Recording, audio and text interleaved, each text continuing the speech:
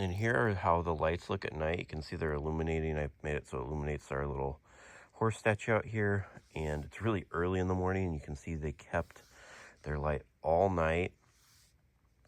And they work really well. And I hope this video helps you with your buying decision. Today I am reviewing these solar-powered LED pathway slash spotlights. These have a couple different ways you can put them. It has this giant stake.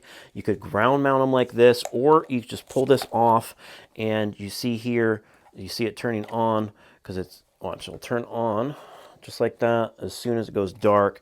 On off button right here, little flex mount here, so that's what the light looks like.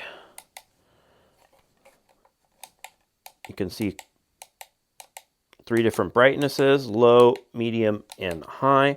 And we are going to check these out at night, or you can screw these into the wall so they're shining down like on a fence or whatever. So pretty versatile, comes with a 4-pack. Let's go put them, I'm going to go put them out in my garden, and then we'll check out how they look at night.